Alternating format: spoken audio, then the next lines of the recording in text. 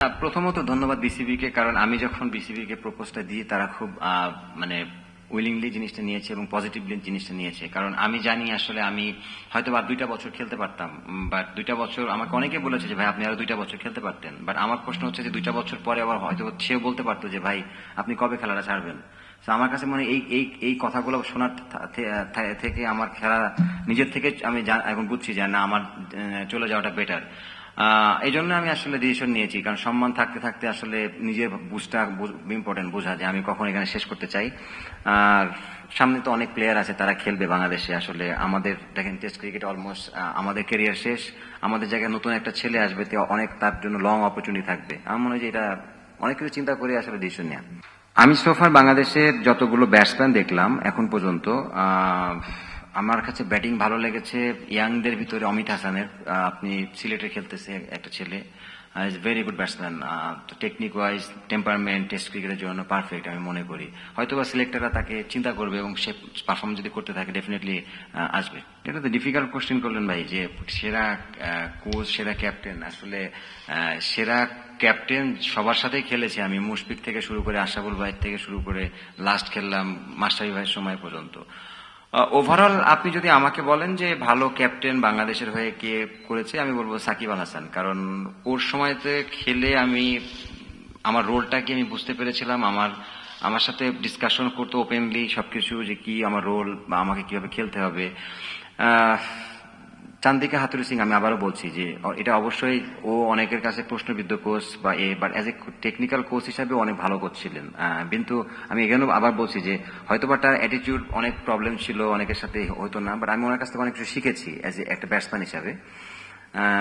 তো ওই দিক থেকে বলবো যে এই দুজন আমার আমার আমার মনে হয় যে আমার কাছে ভালো লেগেছে। কুমিল্লায় যখন ছিলাম তখন তো কুমিল্লার ক্যাপ্টেন্সি অনেক এনজয় করেছি। কুমিল্লা আপনি জানেন যে অ্যাজ এ বিপিএল টিম হিসাবে ডেফিনেটলি একটা প্রফেশনাল টিম ছিল। ওই দিক থেকে আমাদের প্লেয়ার ওয়াইজ সবকিছু ছিল একটা হাই কোয়ালিটি সবকিছু। তো ওই দিক থেকে অনেক এনজয় করেছি। ক্যাপ্টেন তো আমি কুমিল্লাতেই করতাম, আর এখন প্রিমিয়ার লিগে মোহামেডানের হয়ে করেছি। এই বছর হয়তো ডিফারেন্ট কোনো টিমে করব। তো এনজয় করি, খারাপ না, আসলে ভালোই লাগে। সেম টাইম যে অপরচুনিটি গুলো যদি আমার আর একটু ফ্লেক্সিবল ভাবে থাকতো, তাহলে হয়তো আমার ক্যারিয়ারটা ডিফারেন্ট হইতো।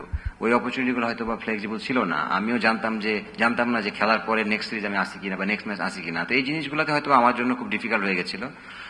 আর হতাশা নাই, দেখেন আরো চেয়েছিলাম বাংলাদেশ টিমকে সার্ভিস দেওয়া। আমার পিক টাইমটা আমি ভালো খেলতেছিলাম, চেয়েছিলাম যে আমি আরো দেশকে কিছু দেয়া। বাট ঠিক আছে, আমি বললাম তো আমার হয়তো বা কপালে ছিল না, ওই জন্য আমি লাগতো, আমি ডেফিনেটলি বিশ্বাস করি। আক্ষেপ একটা আছে যে বাংলাদেশের হয়ে আমরা অলমোস্ট আমি, তামিম, সাকিব, মুশফিক, মাশরাফি ভাই, রিয়াদ ভাই অনেকদিন একসাথে খেলেছি। যদি আমরা একটা ট্রফি নিয়ে আসতে পারতাম হয়তো বা বড় ইভেন্ট থেকে, সেটা আইদার যে কোনো একটা টুর্নামেন্ট থেকে ভালো ট্রফি নিয়ে আসতে পারতাম, এটা ভালো লাগতো। আসলে বাংলাদেশের হয়ে তো ওইরকম আমরা সিগনিফিকেন্ট কোনো ট্রফি আনতে পারি না, এটা বাইলেটারাল সিরিজ ছাড়া।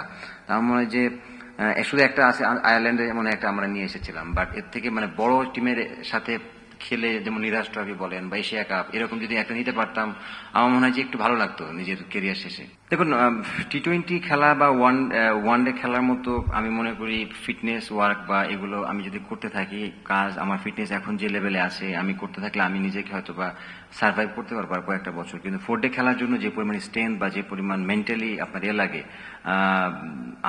আমি মনে করেছি যে আমার থেকে এখন ইয়াংদের সাথে যদি আমি ওই রিদমে যদি ওদের সাথে আমি না পারি, আমার মনে হয় আমার নিজের কাছে ছোট মানে শাই ফিল হয়। আমি ওই জায়গা থেকে আমি চিন্তা করেছি যে না, এখন একটা ছেলে বলের পিছে যেভাবে চেস করতেছে আমি তার সাথে পারতেছি না। তা আমি নিজের কাছে মনে হচ্ছে যে না, আমি রাইটটাকে নাই। বা টি-20 বা ওয়ান ডে ক্রিকেটের শর্টার ভার্সন ক্রিকেট, এটা আপনি একদিনে খেলা শেষ হয়ে যাবে, আপনি ফুল এনার্জি দিতে পারবেন, কিন্তু যেটা 4 দিনের ম্যাচের জন্য ডিফিকাল্ট। তো ওই দিক থেকে চিন্তা করে আমি দেখলাম যে না, আমার ফ্যামিলি ওখানে, সবাই ওখানেও ক্রিকেট আমি খেলতেছি, প্রিমিয়ার ডিভিশন ওখানে অস্ট্রেলিয়া খেলতেছি একটা টিমে।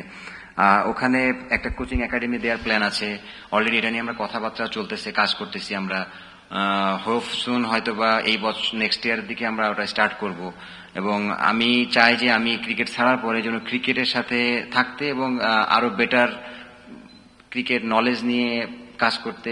যেহেতু অস্ট্রেলিয়ান আপনারা জানেন অনেক মডার্ন সবকিছু, ওখান থেকে সবকিছু হয় আসলে, মানে ক্রিকেটের যত অ্যানালিস্ট সবকিছু ওখান থেকে হয়। আমি চেষ্টা করবো যে ওখানে বড় বড় লেভেলে কাজ করা, কোচিং স্টাফদের সাথে বা তাদের সাথে নলেজটা নেওয়া। ভবিষ্যতে যদি কখনো সুযোগ হয় বাংলাদেশের হয়ে কাজ করা, আমি নিজেকে অনেক সৌভাগ্য মনে করবো।